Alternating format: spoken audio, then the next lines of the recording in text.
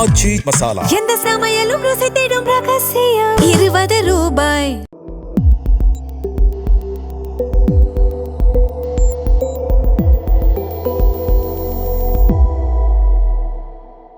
தமிழ் தடம் நேயர்களுக்கு வணக்கம். நம்மோடு உரையாட அரசியல் திறனாய்வாளர் திரு ரவீந்திரன் துரைசாமி அவர்கள் இணைந்திருக்காங்க. வாங்க பேசலாம். வணக்கம் சார். வணக்கம் தம்பி. தனிப்பெரும் கட்சியாக தமிழ்நாட்டில் தாவேகா வந்திருக்காங்க. 108 இடங்கள், ஆனால் பெரும்பான்மை கிடைக்கல. எந்த கட்சிகளோட ஆதரவும் இப்பொழுது வரல. காங்கிரஸ் மட்டும்தான் ஆதரவு கொடுத்துருக்காங்க. ஸோ கவர்னர்கிட்ட விஜய் அவர்கள் போனார். 2 தடவை போயுமே கவர்னர் அவர்கள் ஆட்சி ஏற்க, அந்த சிஎம்மாக பதவி ஏற்க அவர் அழைப்பு விடுக்கல. 118 கொண்டு வாங்க, அதன் பிறகு பேசிக்கலாம் அப்படின்னு ஆளுநர் சொல்லியிருக்காங்க. ஸோ எதை நோக்கி போயிட்டு இருக்கு தமிழ்நாடு அரசியல்? கவர்னர் அவுட்ரைட்டாக விஜய் ரிஜெக்ட் பண்ணிட்டார். அந்த டெக்னாலஜிஸ் புரியாமல் நிறைய பேர் இன்னும் வைத்தியம் பார்த்துட்டு இருக்கிறாங்க.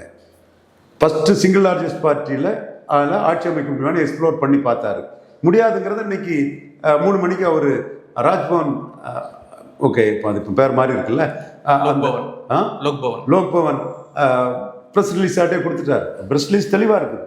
நீங்கள் என்னமோ அடுத்து செகண்ட் லார்ஜஸ்ட் பார்ட்டிகிட்ட தான் நம்ம கேட்பார். அதுலேருந்து அவங்க இல்லைனா தேர்ட் லார்ஜஸ்ட் பார்ட்டிகிட்ட தான் போவார். விஜய் கொடுத்த சான்ஸை அவர் அவைல் பண்ண முடியலை. அதுதான் இதில் உண்மையான நிலைமை. The Lok Bhavan, Tamil Nadu press release. The Rajendra Viswanath Arlekar, Honorable Governor of Tamil Nadu, has invited through C. Joseph Vijay, President Tamilaka Vetri Kalagam, today to Lok Bhavan, Chennai. During the meeting, the Honorable Governor explained that the requisite majority support in the Tamil Nadu Legislative Assembly, essential for forming the government, has not been established. உங்களுக்கு requested support இல்லைங்கிறத governor தெரிவிச்சிட்டார். ஏன்னா நீ குதிரை பேரம் பண்ணி requested support கொண்டு வந்தா கூட அதை அவர் ஏற்றுக்க போறதில்லை. உங்களுக்கு இல்லைங்கிறத அவர் வெளிப்படையாக சொல்லிட்டார். ஓகே, அடுத்து என்ன பண்ண இருக்காரு கவர்னர்? அடுத்து அவர் explore the possibilities with second largest party. Okay, Stalin. அப்போ ஸ்டாலின் நாங்கள் ஆப்போசிஷனாக இருப்போம்னு சொல்லுவார். ஓகே, அவர் இல்லைன்னா third largest party. Okay, third largest party Edappadi Palaniswami. அவருக்கு ஒரு வாய்ப்பு கொடுப்பாரு. அவரு 118 கொண்டு வரணும். அவர் எப்படி ப்ரூவ் பண்ண போறாரு? விஜய் சப்போர்ட் பண்ணா 118 வந்துடும். தீய சக்தி திமுக தானே போனோம். அப்போ ஏடிஎம்கேவை டிவிகே சப்போர்ட் பண்ணாத பொழுது டிவிகே எப்படி ஏடிஎம்கே சப்போர்ட் பண்ண மாட்டாரு? மாஸ் லீடர் 2 ஸ்டாலினையும் எடப்பாடியும் தோக்கடிச்சு பெரிய மாஸ் லீடரா இருக்கிறாரு. அவர் லார்ஜர் பார்ட்டி சப்போர்ட் பண்ண மாட்டாரு. ஓகே, அப்போ எடப்பாடிய திமுக சப்போர்ட் பண்ணணும். மதசார்பற்ற கூட்டணி கட்சிகள் சப்போர்ட் பண்ணணும். பிஜேபி தீய சக்தி இல்லையா சார்? எம்ஜிஆருக்கும் தீய சக்தி, ஜெயலலிதாவுக்கும் தீய சக்தி, எடப்பாடிக்கும் தீய சக்தி, எப்படி சப்போர்ட் பண்ணுவாங்க? தீய சக்திகளையும் தாண்டி பெரிய சக்தி வந்துட்ட. இப்போ நீங்க பாஜக பெரிய சக்தியா இருக்கும்போது கன்ஷிராம் முலாயம் சிங் யாதவ் சப்போர்ட் பண்ணார் இல்லையா? பாஜகவுக்கு எதிராக நிதிஷ்குமாரும் லாலு யாதவும் சேர்ந்தாங்க இல்லையா? ஸோ இந்த இடம் எவன் பெரியவன் நம்பர் 1க்கு எதிராக 2, 3 சேர்றது தான். திராவிட இயக்கம் பெரிய சக்தி, சிறிய சக்திலாம் இல்லை. விஜய் பெரிய சக்தி ஆயிட்டார். எம்ஜிஆரோட 4 மடங்கு 4 விழுக்காடு ஓட்டு அதிகம் வந்துட்டார். எதிர்கெதிரி பட் எம்ஜிஆர் எதிர்கெதிரி பட் எம்ஜிஆர் அதிக சீட்டை பெற்றார். அது அவருக்கு உள்ள வாய்ப்பு. ஸோ இந்த இடத்துக்குள்ள நம்பர் 1 இடத்துல இருக்கக்கூடிய விஜய்க்கு எதிராக 2, 3 சேர்றது தான் இன்னொரு வகையில ஒரு இயல்பான ஒரு அரசியல் ஆட்டு வரும். அதுல நீங்க மற்ற கதை எல்லாம் முடிஞ்ச கதை. அப்போ Vijay versus others. Vijay versus others தான் இப்போ. ஓகே, விஜய் வர்சஸ் அதர்ஸ் தான். பட் விஜய் ஆளாக தான் சோகமாயிட்டு. ஸ்டாலின் வர்சஸ் அதர்ஸ்ல ஸ்டாலின் மெஜாரிட்டி பெற்றிருந்தாரு.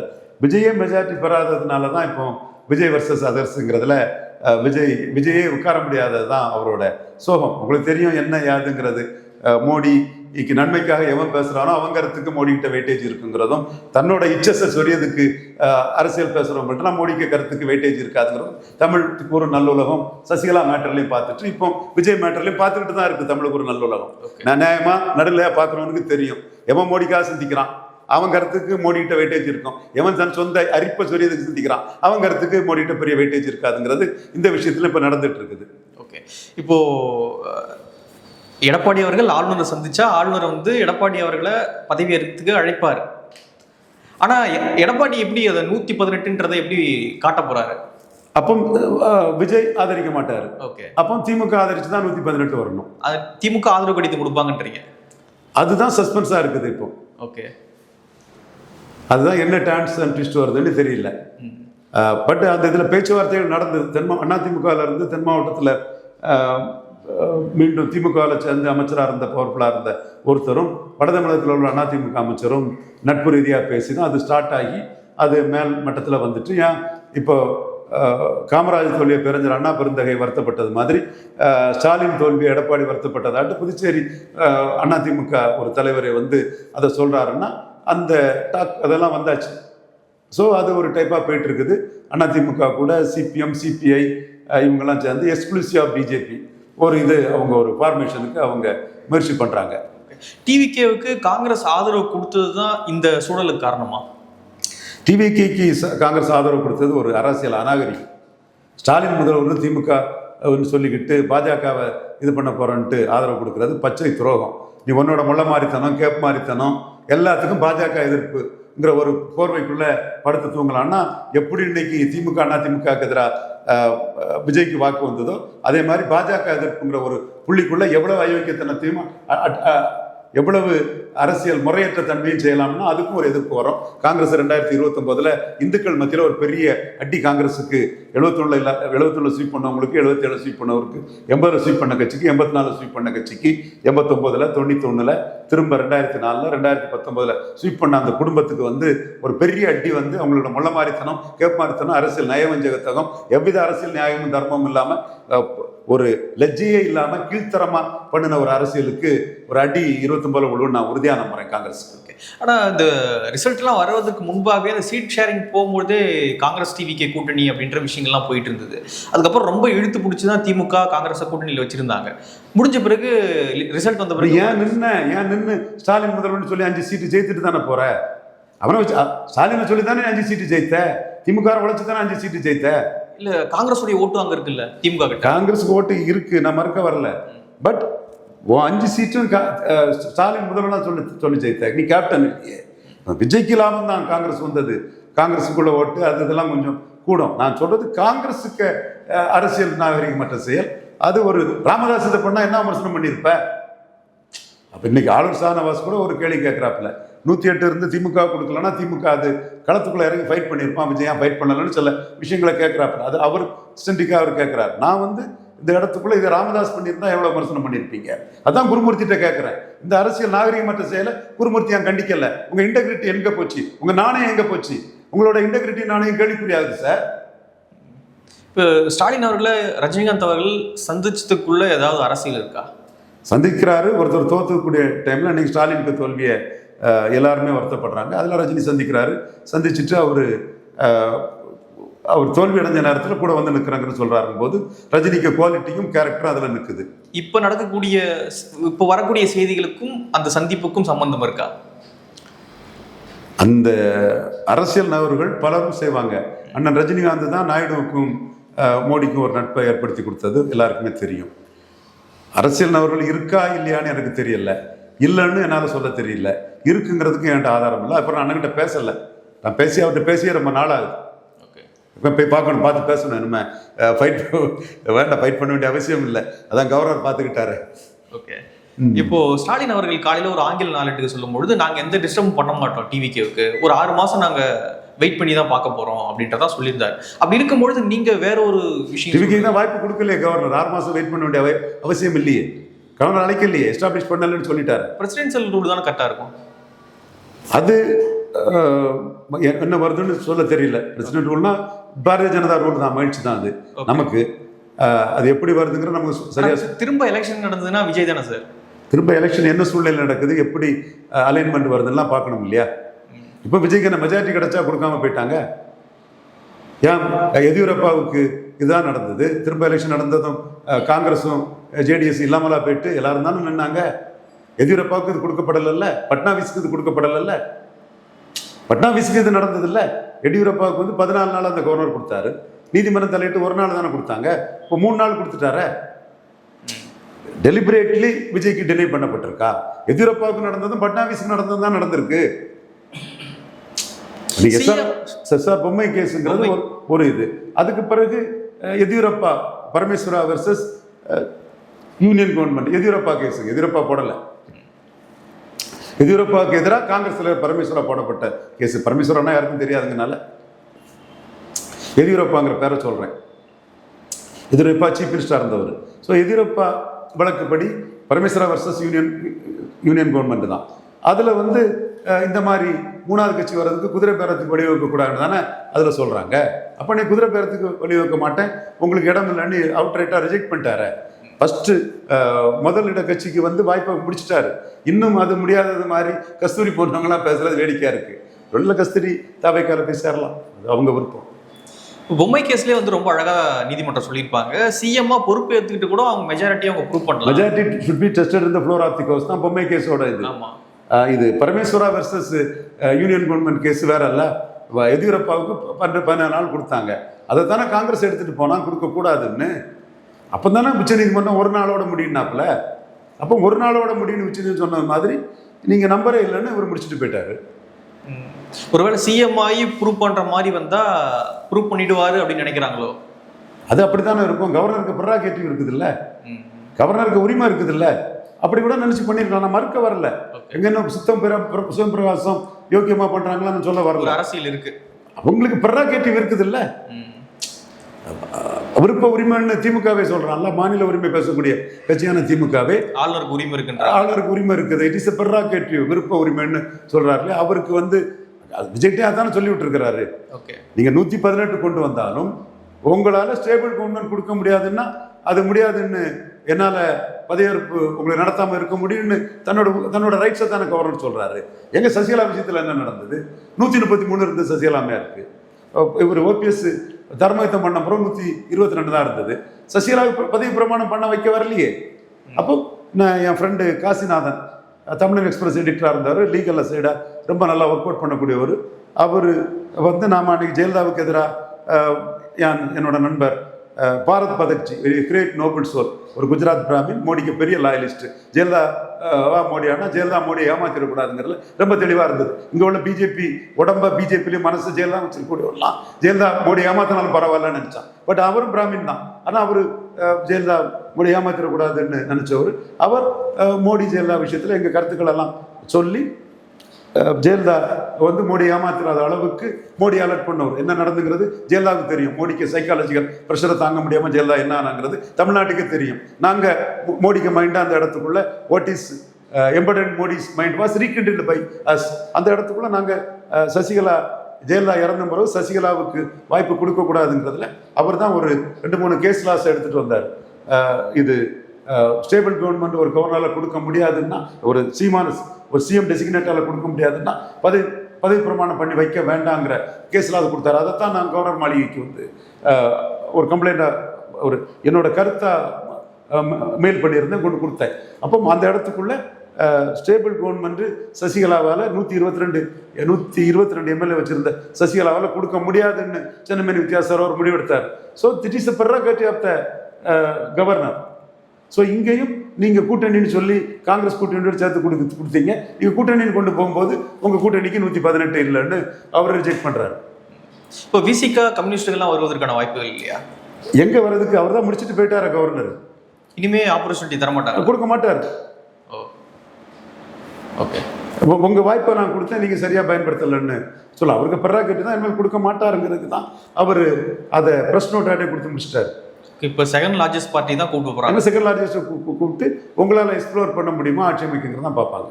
ஓகே, இப்போ விஜய் எதிர்க்க பிஜேபி உட்பட எல்லா கட்சிகளும் முன்னு சேர்ந்துருக்காங்க. விஜய்க்கு மெஜாரிட்டி இல்லைங்களே.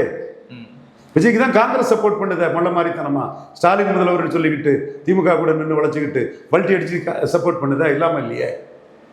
மற்ற திருமாவளவன் விஜய் சப்போர்ட் பண்ண தயாராக இருக்கிறாரு. ஆனால் பிஜேபி காலங்கிற சந்தேகம் இருக்குது.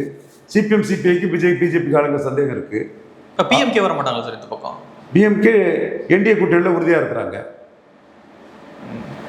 அதாவது கேபினெட்லாம் என்டிஏ கூட்டணியில இருந்து ஆள் எடுத்தா நாங்க ஆதரிக்க மாட்டோம்னு காங்கிரஸ் சொல்றாப்புல. அவங்க பிஜேபி தானே சொல்லுவாங்க, என்டிஏ கூட்டணியில இருந்து வந்தாலும் சொல்லுவாங்களா? அந்த வார்த்தையை தான் சொல்லியிருக்கிறாங்க, அந்த லெட்டர்ல சொல்லியிருக்கிறதா தகவல். ஓகே, கேபினெட்லாம் இடம் தராங்கன்றாங்க, ஆட்சியில பங்கு அதிகாரத்துல பங்கு இல்லை. அவருக்கு பதவியேற்பு விழாவுக்கே அவரை அழைக்கலையே. அவருக்கு யாரை கேட்டு கண்மாய் போட்டான்னு கவர்னர் கேட்கிறாரு. ஸோ நீங்க அது இந்த கவர்னர் லெட்டருக்கு பிறகு இதெல்லாம் தலைகளாக போயிட்டு அந்த அந்த பாயிண்ட் ஆஃப் டைமுக்கு பிறகு மாறுது. புரியுதா உங்களுக்கு? கஸ்தூரி உடனே கூப்பிட்டுங்கிறாங்க, முடிச்சு கட்டிட்டாரியா கவர்னரு, உன்னால மெஜாரிட்டி எஸ்டாப்ளிஷ் பண்ண முடியலன்னு முடிச்சுட்டாரு அவரு. இப்போ தமிழ்நாட்டில் ஏன் கூப்பிடலைங்கிறத சென்ட்ரல் அட்வொகேட் விளக்கம் பண்ணுறாரு, கூப்பிடாத தவறுன்னு கபில் சிகில் சொல்கிறாரு. மேட்ரு ஓவர், புரியுதா? அதுக்கு என்ன போஸ்ட்மார்ட்டம் தான் நடக்குது. காங்கிரஸ் கூப்பிடாததை கண்டித்து காங்கிரஸ் ஆர்ப்பாட்டம் பண்ணுறான். தாவேக்காவோட பண்ணிட்டாங்க.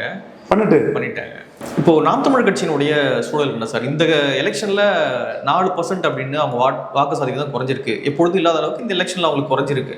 ஸோ அவங்களோட ஃபியூச்சர் என்ன, எப்படி சமாளிக்க போறாங்க, எப்படி பார்க்குறீங்க? தொடர்ந்து தனித்துங்கிறத சீமான் சொல்லிட்டாரு. ஸோ அவர் வந்து இன்னைக்கு அதிமுக தாவேகா காங்கிரஸ் பொருந்தா கூட்டணி, கொள்கையற்ற கூட்டணி. விஜய்க்கு அரசியல் ரீதியாக விஜய் பேசணும், அவ்வளோதான் என்னோட கருத்து. நான் இன்றைக்கும் அரசியல் ரீதியாக தான் நான் பேசுவேன். இன்றைக்கும் அரசியல் ரீதியாக தான் மோடிக்கு எது நன்மையோ அந்த இடத்துக்குள்ள நான் சொன்னேன். குருமூர்த்தி மாதிரி நான் செயல்படலை. குருமூர்த்தி அவருக்கு சொந்த விருப்ப வெறுப்புக்கு அரசியல் பண்ணார். சசிகலா விஷயத்தில் அப்படி தான் பண்ணார். சாக்கடை ஜலம் பண்ணாலும் அதை கொண்டு அழைக்கணும்னு சொன்னார். நான் சொன்னேன் மோடிஜி இன்க்ளூசிவ் அலையன்ஸில் சசிகலா வர முடியாதுன்னு சொல்லி காங்கிரஸ் பிடிக்குள்ள ஸ்டாலின் போயிடக்கூடாது, அதுதான் நமக்கு முக்கியம்னு நான் ஸ்டாலினுக்காக சிந்தித்தேன். இவருக்குள்ள சொந்த அரசியலுக்காக எங்கே சிந்திச்சார். கடைசியில் நான் சொன்னதான் ஸ்டாலின்கிட்ட நடந்தது, மோடிக்கிட்ட நடந்தது. அதே மாதிரி இப்பவும் வந்து விஜயால் மோடிக்குள்ள ஆபத்தும், விஜய் ராகுல் நக்சஸும். ராகுல் நக்சஸ் இல்லைன்னா விஜய் நம்ம ஏன் இருக்க போகிறோம்? ராகுல் தான் நமக்கு மேட்ரு, விஜய் நமக்கு மேட்ரு இல்லை. விஜய் ராகுல் கூட நெருங்கி போறாரு. 29 ராகுலும் விஜயும் சேர்ந்து தென் மாவட்டம் ஃபுல்லாக நிற்பாங்க, மும்பை போன்ற இடங்களே நிற்பாங்க. அப்போ மோடி எப்படி அதை வேடி பார்த்துட்டு இருக்க முடியும்? நடராஜன் சசிகலா தரப்பு மேலே வந்தாங்கன்னா இந்த பணபலத்தால் அவங்களுக்குள்ள ஆல் இண்டியா கான்டெக்டில் மோடிக்கு எதிராக இந்தியா ஃபுல்லாக அரசியல் பண்ணுவாங்க. அப்போ மோடி எப்படி அதை ஏற்றுக்கொள்ள முடியும்? ஸோ அதே மாதிரி விஜயும் மோடிக்கு எதிராக அரசியல் பண்ணுவார். கொள்கை எதிரின்னு அவர் அனௌன்ஸ் பண்ணிட்டார். ஸோ இன்னைக்கு அவர் மாஸ் லீடர் ஆகிட்டார். எம்ஜிஆரோட 4 விழுக்காடு வாக்கு அதிகம் வந்துட்டு. அப்போ நம்ம அந்த இடத்துக்குள்ள மோடிக்காக நம்ம நின்று தான் ஆகணும். ஷேர் கபி சுக்கர் வார் நகி கர்த்தே கம் தோ கலார் கே மர் கே பி கர் ஸ்வீகார் நகி கர்த்தேங்கிற பழமொழிப்படி மோடிக்கு நம்ம என்ன நன்மை செய்யணுமோ அதை செய்யணுங்கிற எண்ணம் கொண்டவன். அப்போ விஜய் வந்து மோடிக்கு பெரிய டேமேஜ் பண்ணக்கூடிய கெப்பாசிட்டி உள்ளவர், எந்த சந்தேகம் இல்லை. ஒரு சிஎம் ஆட்டு நின்று ஆந்திரா, கர்நாடகா, கேரளாவில் பிரச்சாரம் போனால் 29 மோடிக்கு பாதிக்கும், ராகுல் காந்திக்கு சாதகமாக இருக்கும். நமக்கு அதுதான் கன்சர்ன். அதை மோடிக்கிட்ட நம்ம டே 1 சொல்கிறோம். இப்போ நீங்கள் ராகுல் காந்தியோட ஒரு நெக்ஸஸ் இல்லாமல் விஜய் இண்டிபெண்டாக இருப்பாருன்னா நோ இஷ்யூஸ். ஸோ ராகுல் காந்தி இன்க்ளூசிவ் விஜய் தான் மோடிக்கு எதிரானவர். குருமூர்த்தி போன்றவங்களுக்கு அது மேட்டர் இல்லை. ஸ்டாலின் எதிர்ப்பு தான் அவங்களுக்கு. நமக்கு ஸ்டாலின் எதிர்ப்பு மேட்டர் இல்லை. நமக்கு வந்து ப்ரோ மோடி தான் நம்ம நோக்கம். அதில் நம்ம சொல்கிற கருத்து மோடிக்கிட்ட எடுபடுது. குருமூர்த்தி போன்றவரோட சொந்த விருப்ப கருத்து வந்து எடுபடலை. இப்போ அதிகமாக டேமேஜ் ஆகிருக்கிறது பிஜேபி தான் போல சார் இந்த எலெக்ஷனில். விஜயால கன்னியாகுமரியில் ஒரு சீட்டு கூட வின் பண்ண முடியல. கொங்குல கோயம்புத்தூர் மாவட்டத்துக்குள்ள 9 சீட்டை இழக்கிறாங்க அதிமுக கூட்டணி. ஸோ எப்படி பார்க்குறீங்க? ரொம்ப டேமேஜ் ஆயிருக்கா? அண்ணாமலை நீக்கி அண்ணாமலை மூலமாக வந்த 18 விழுக்காடு வாக்கில் பெரும்பகுதியை விஜய்கிட்ட இழந்துட்டாங்க. மாற்றம்னு அண்ணாமலை மூலமாக வந்த வாக்கில் பெரும்பகுதியை விஜய்க்கே போயிட்டு, அது பாஜக தலைவர்கள் செய்த தவறு. அண்ணாமலை நீக்கம் தவறு. அன்னைக்கும் சொல்கிறேன், இன்னைக்கும் சொல்கிறேன். அண்ணாமலை இருந்திருந்தா இந்த சேதாரம் ஏற்பட்டிருக்காது, கண்டிப்பாக இருந்திருக்காது. அது வெற்றியான இடம் வரும்போது தான் புதிதாக வந்து ஒன்று உள்ள நுழையுது. அந்த அண்ணாமலை எடுத்த 18 விழுக்காடு வாக்கையும் தலையில்லாத இதாட்டு ஆக்கிட்டு போயிட்டாங்க. அது விஜய்க்கு ஈஸியாக வருது. நீங்கள் தெரிஞ்ச நிலையில் அண்ணாமலைக்கு ஓட்டு போட்டவங்க தானே சீமானுக்கு ஓட்டு போடுவாங்கன்னு நான் நினச்சேன். விஜய்க்கு ஓட்டு போட்டதை பெருமையாக தானே சொல்கிறாங்க. இப்போ பிராமின்ஸ் ஓட்டுலாவும் தாவேக்காவுக்கு ஷிஃப்ட் ஆயிருக்கு, நல்லாவே ஷிஃப்ட் ஆயிருக்கு. பிராமின்ஸ் மத்தியில் தாவேக்காவுக்கு நல்ல சப்போர்ட் இருக்குது. எம்ஜிஆரோட 4 விழுக்காடு அதிகம் வந்துட்டார். நாம் தமிழர் கட்சி 6 பிராமின் கேண்டிடேட்லாம் போட்டாங்க, அதெல்லாம் ஒன்றும் வேலைக்கு ஆகல. ஓரளவு விழுந்திருக்கும். அது இன்னைக்கு இல்லைன்னா நாளைக்கு விழுங்குற நம்பிக்கையில தான் அது பயணிக்கணும். ஓகே, தாவேக்கால 2 பிராமின் கேண்டிடேட் வரை வெற்றி பெற்றாங்க. ஷிஃப்ட் ஆயிருக்கு. ஓகே, எல்லா வாக்கும் பரவலாக ஷிஃப்ட் ஆயிருக்குங்களா? எல்லா வாக்கும் பரவலாக கிடைச்சிருச்சு. ஓகே, இன்க்ளூசிவ் தான். இது திரும்ப எலெக்ஷன் வச்சாலும் இது கண்டினியூ ஆகுமா இல்லை இது ஒரு அலை? என்ன சூழ்நிலை எப்படிங்கிறத பார்த்து தான் சொல்ல முடியும். எத்தனையோ அரசியல் களங்கள் வந்து என்டிஆர் வந்து கலைச்சிக்கிட்டு எலெக்ஷன் வச்சார். இந்தியா ஃபுல்லாக ஜெயித்த காங்கிரஸ் வந்து ஆந்திராவில் தோற்று போச்சு. அதே என்டிஆர் வந்து இந்தியா ஃபுல்லாக எதிர்கட்சி வரும்போது ஆந்திராவில் தோற்று போனார். அது அந்தந்த சூழ்நிலைகள் பல இதை வச்சு நிற்கும். இது விஜய் வந்து ஒரு லீடராக எஸ்டாப்ளிஷ் பண்ண பிறகு அதுக்கு ஒரு ப்ளஸ் இருக்கும். பட் எந்தெந்த ஓட்டை விஜய் எடுத்திருக்கிறாரு, ஏன் எடுத்திருக்காரு, எப்படி எடுத்திருக்கிறாரு, எந்த விஷயம் எடுத்திருக்காருங்கிறத மற்ற கட்சிகள் அதை கான்சன்ட்ரேட் பண்ணி அதை கண்டுபிடிச்சி களம் அமைச்சு செயல்பட்டால் அவங்களுக்கும் அந்த வாக்கில் வந்து அந்த வாக்கு வங்கி அவங்களே நோக்கி நகரும். மொதல் ரவுண்டு தான் விஜய்க்கு ஃபேஸுக்கு விஜய்க்காக. அடுத்த ரவுண்டு இஷ்யூ பேஸ்டாக தான் வரும். அப்போது தமிழ்நாட்டில் இப்போதைக்கு சிஎம் விஜய் இல்லை. அவருக்கு எண்ணிக்கை இல்லைன்னு கவர்னர் ஒதுக்கிட்டாரு. இப்போ சிங்கிள் லார்ஜஸ்ட் பார்ட்டியோ ஒதுக்கிட்டாரு. செகண்ட் லார்ஜஸ்ட் பார்ட்டியோ தேர்ட் லார்ஜஸ்ட் பார்ட்டியோ அவர் பார்ப்பார் அரசு அமைக்க முடியுமான்னு. அவங்களால முடியலைன்னா கவர்னர் ஆட்சி தான், அவருக்கு ஆட்சி தான். அதன் பிறகு 6 மாதத்துக்கு அப்புறம் எலெக்ஷன் வரும். 6 மாதமோ 1 வருஷமோ அது பார்த்துக்கலாம். ஓகே, நிறைய விஷயங்கள் மட்டும் பகிர்ந்துக்கிட்டீங்க. நன்றி. நன்றி.